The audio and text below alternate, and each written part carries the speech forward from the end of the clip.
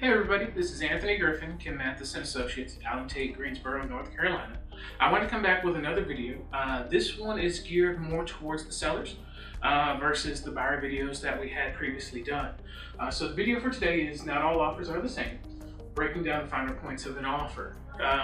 The reason why this is so important is because, especially as we get towards the tail end of 2020 and into 2021, the market is still pretty hot right now. So you probably are going to be seeing multiple offers, at least for the foreseeable future. And it's important to realize that while price can be very, very important in making your decision about who to sell to, there are other factors to consider that are going to be on the offer sheet that you'll want to definitely take a look at. So these are the 7 main points of an offer and what you can expect to see from them. So first off, you've got the offer price. Next, you see due diligence fee and earnest money deposit. So just like the last few videos we talked about, due diligence fee is a non-refundable fee that's paid directly to you as the seller, so you can deposit that directly into your account, whereas the earnest money deposit is a deposit that's held by a fiduciary. So that could be the listing firm, it could be the buyer's firm, or it could be the closing attorney who's handling the transaction. Next up, you've got your due diligence period and when that ends. So keep in mind, your due diligence period is that time frame where the buyer has the ability to do all the home inspections that they want on the house, whether that be a whole home, pest inspection, HVAC inspection, and so on. So this due diligence period time frame is when they can do those inspections. This is also when they're going to be submitting any repair requests to you. So it's very important to keep those dates in mind. Another date that's very, very important is the closing date. So this is going to be when the transaction is actually completed, when you're actually signing all of the paperwork, so you no longer own the home and you're getting that, hopefully, that big check so you can go and buy your next home. Next up, you've got seller paid closing costs and a seller paid home warranty. So this is something that you may not see on every offer. Some may ask for closing costs, some may ask for a home warranty, some may ask for neither, and some may ask for both. So as seller paid closing costs, the name pretty much says it all. This is what the buyer is asking you to pay towards the closing, so that way they're not coming with quite as much money on the closing day. Seller paid home warranty is basically giving a home warranty on appliances as well as major systems in the home, usually for a year. And that cost can vary depending on the size of the home. It can also vary depending on what types of appliances are in the home when the buyer's purchasing it. So those are some things to really, really keep in mind when you're going through an offer. Because like I said, it can all look the same when you're looking just at the price.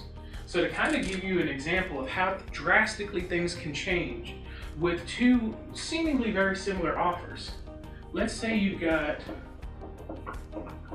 2 offers that are both at $150,000. And let's say offer 1 has a due diligence fee of $250, and offer 2 has a due diligence fee of $1,000. Let's say the earnest money deposits are the same at $500. And let's say the due diligence period is the same.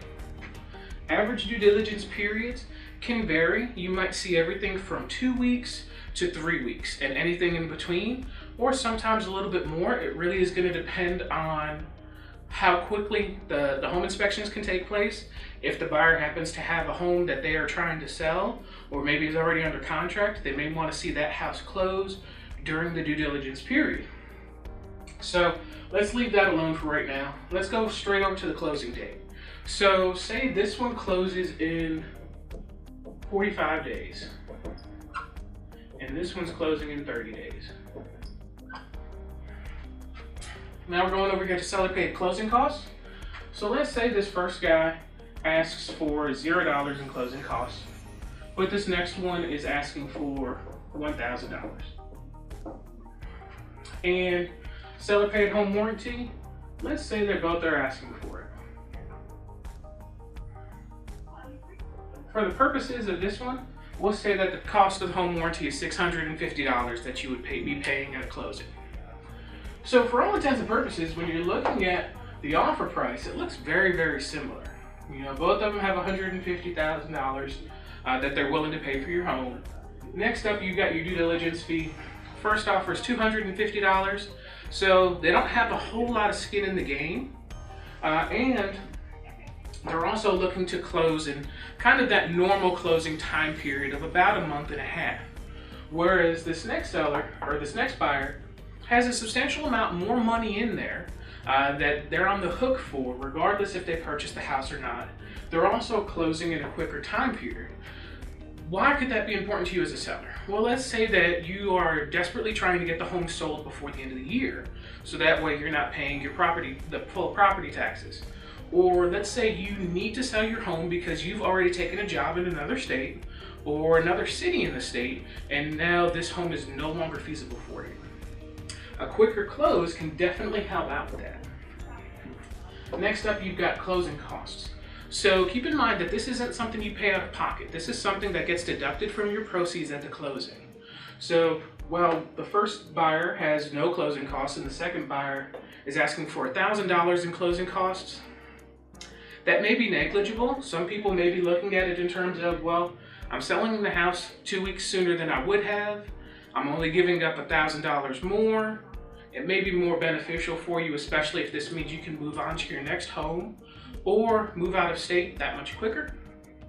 And then the home warranty, since they're both saying yes, it's not really going to affect the offer.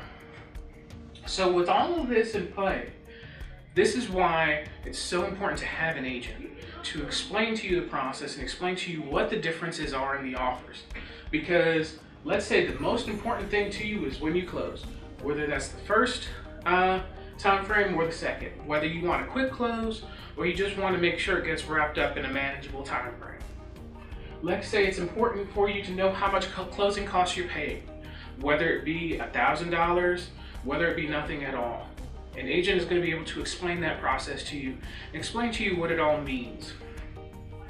So the offer price, while it can be very, very important, it is not the only thing to consider when you're looking at offers stacked on top of each other. So I really hope this video has been helpful for you guys. Please comment. Any sort of feedback that we get can be super helpful. Keep a lookout for my next video, which is going to be coming up shortly. Have a great day.